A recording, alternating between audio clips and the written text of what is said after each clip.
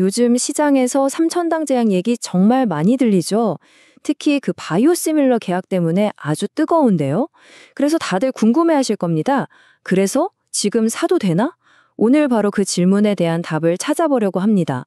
2025년 3분기 보고서를 아주 탈탈 털어서 숫자로 한번 냉정하게 짚어보겠습니다. 바로 시작하죠. 네, 오늘 우리가 파헤쳐 볼 질문 바로 이겁니다. 삼천당 제약 지금 들어가는 게 맞을까? 이 질문에 답하기 위해서 실적부터 재무 상태, 그리고 가장 중요한 미래 성장성까지 보고서에 숨어 있는 단서들을 하나하나 찾아보겠습니다. 자, 이번 분석의 핵심 딱 한 문장으로 정리하면 바로 이겁니다. 삼천당 제약은 아주 안정적인 국내 사업을 발판 삼아서 이걸로 돈을 벌어서 글로벌 바이오시밀러 시장에 도전장을 내민 그림이거든요.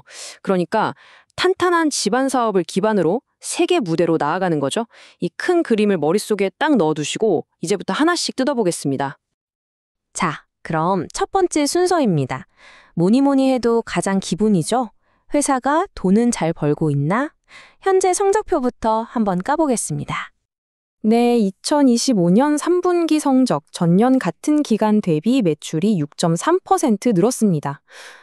사실 시장의 엄청난 기대를 생각하면 에게 겨우 하실 수도 있어요. 하지만 요즘같이 어려운 시기에 이 정도 성장을 꾸준히 유지하고 있다는 건 그래도 꽤 긍정적인 신호로 볼 수 있거든요. 그럼 이 6.3%라는 숫자가 도대체 어디서 나왔는지 그 속을 들여다 봐야겠죠? 자, 매출 구성을 한번 보세요. 이게 진짜 중요합니다. 전체 매출의 무려 60.8%, 그러니까 절반 이상이 어디서 나오냐? 바로 안과용제, 쉽게 말해 안약 사업부에서 나옵니다. 이 회사의 모든 이야기는 바로 여기서부터 시작된다고 보시면 돼요. 네, 맞습니다. 그러니까 이 안과 사업부가 그냥 매출 비중만 높은 게 아니에요. 여기서 벌어들이는 꾸준하고 안정적인 현금, 이게 바로 바이오시밀러 같은 신사업에 투자할 수 있는 총알이 되는 겁니다. 한마디로 회사의 든든한 자금줄, 바로 확실한 캐시카우인 셈이죠. 실적도 물론 중요하죠. 근데 아무리 실적이 좋아도 회사의 기초 체력이 부실하면 모래 위에 성을 쌓는 거나 마찬가지거든요. 자, 그럼 삼천당 제약의 재무 상태, 과연 얼마나 튼튼한지 한번 살펴보겠습니다.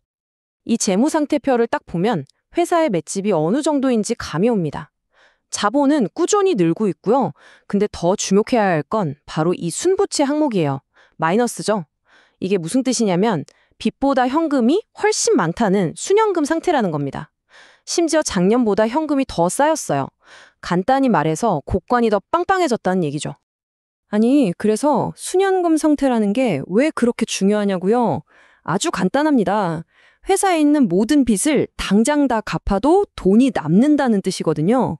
이게 있으면 시장이 흔들릴 때 버틸 힘이 생기고 또 바이오시밀러 같은 미래 사업에 과감하게 투자할 수 있는 실탄, 즉 총알이 충분하다는 의미가 됩니다. 투자자 입장에서는 이보다도 마음 편한 신호가 없죠. 자, 좋습니다. 이제 회사가 돈도 잘 벌고 재무적으로도 아주 튼튼하다는 걸 확인했죠? 그럼 이제부터가 진짜입니다. 이 회사의 주가를 들썩이게 만드는 가장 뜨거운 이야기, 바로 바이오시밀러 파트로 넘어가 보겠습니다. 이 타임라인 한번 보세요. 글로벌 확장 속도가 정말 무섭습니다. 2019년에 일본에서 첫 발을 떼더니 불과 몇 년 만에 캐나다, 유럽, 미국까지 세계에서 가장 큰 시장들의 굵직한 파트너들을 줄줄이 꿰차고 있어요. 이건 뭐 그야말로 파죽지세라고 할 수밖에 없죠.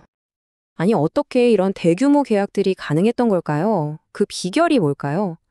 보고서에서는 딱 세 가지를 꼽습니다. 첫째, 국내 1위의 압도적인 생산 능력. 둘째, 까다로운 유럽 기준도 통과한 세계적인 품질. 그리고 셋째, 남들은 절대 못 따라하는 핵심 특허 기술. 이 세 가지가 바로 삼천당 제약의 가장 강력한 무기인 겁니다. 자, 지금까지는 좋은 얘기만 한 것 같은데요. 하지만 모든 투자에는 동전의 양면처럼 항상 리스크가 존재하죠. 냉정한 판단을 위해서 우리가 반드시 짚고 넘어가야 할 위험 요인들, 어떤 것들이 있는지 한번 살펴보겠습니다. 보고서에서 콕 집어서 말하는 위험은 크게 두 가지로 나눌 수 있어요. 먼저 재무적인 리스크. 이제 글로벌 기업이 되다 보니까 달러, 유로, 엔화 같은 환율 변동에 직접적인 영향을 받게 되고요. 금리가 오르면 이자 부담도 늘 수 있겠죠. 그리고 더 중요한 건 바로 이 사업 자체의 리스크입니다. 계약은 따냈지만 각 나라에서 최종 허가를 받는 과정이 남아 있거든요. 만약 여기서 엎어지거나 개발에 차질이 생기면 기대했던 수익은 그냥 0이 될 수도 있다는 겁니다.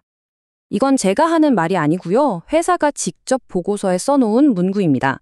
수익 인식이 조건보다 허가 성공 여부에 따라 달라질 수 있고 미실현 가능성도 있다. 아주 명확하게 얘기하죠. 그러니까 우리가 뉴스에서 보는 그 수천억 원짜리 계약금은 확정된 돈이 아니라는 겁니다. 모든 단계를 성공적으로 통과해야만 받을 수 있는 돈이라는 점, 이걸 꼭 기억해야 합니다. 이게 바로 바이오 투자의 본질, 하이 리스크, 하이 리턴이죠. 자, 그럼 지금까지 살펴본 실적, 재무, 성장 잠재력, 그리고 리스크까지 이 모든 걸 종합해서 최종 투자 포인트를 한번 정리해 보겠습니다. 삼천당 제약의 투자 스토리는 아주 명확한 3단계로 정리할 수 있습니다. 첫째, 안과 사업이라는 아주 튼튼한 캐시카우가 뒤를 받쳐주고 있다. 둘째, 이 돈을 바탕으로 바이오시밀러가는 폭발적인 성장 엔진을 달았다.